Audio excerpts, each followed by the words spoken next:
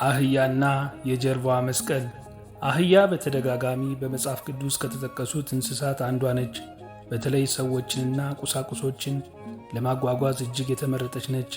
በጥቂቱ ለማየት ያህል አህያ በለዓምን ተሸክማ ወደ ሞዓብ ስትሄድ የእግዚአብሔር መልአክ ከፊታቸው መገለጹን ከበለዓም ቀድማ አይታ ቆማለች።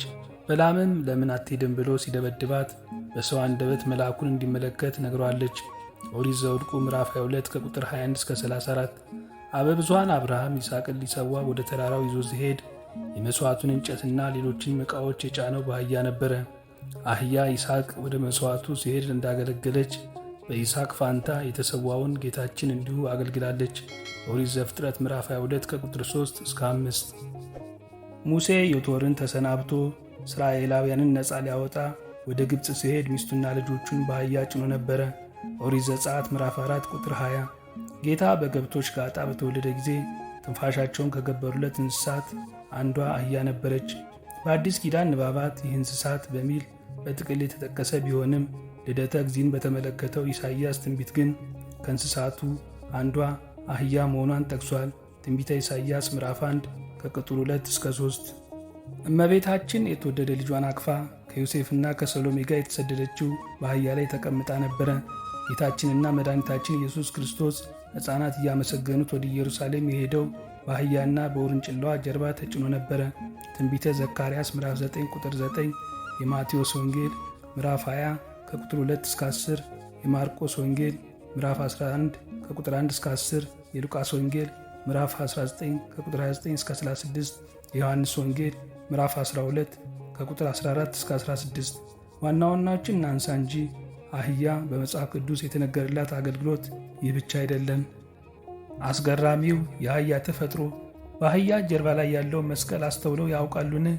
ማንኛውም አህያ ጀርባ ላይ በጥቁር መስመር የተሰመረ የሚመስል የመስቀል ቅርጽ አለ።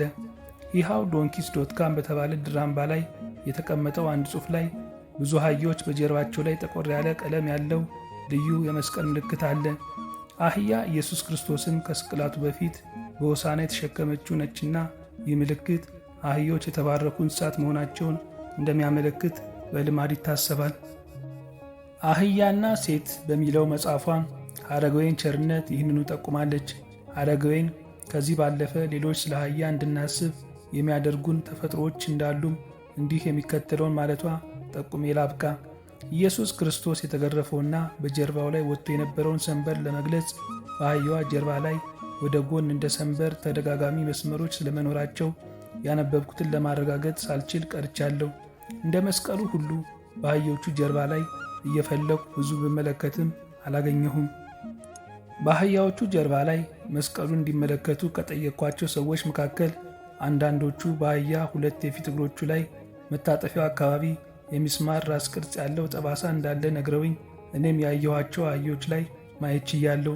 ይህንኑ ከኋለኛው ሁለት እግሮች ላይ ማግኘት ስላልቻልኩ ከክርስቶስ የእጁና እግሩ ችንካር ጋር ለማያያዝ አሁን አልደፍርም። ሴትና አህያ ሐረገወይን ቸርነት አዲስ አበባ 2005 ዓ.ም ገጽ 32። መልካም በዓለ ሆሳዕና። ወስብሐት ለእግዚአብሔር ወለወላዲቱ ድንግል ወለመስቀሉ ክቡር።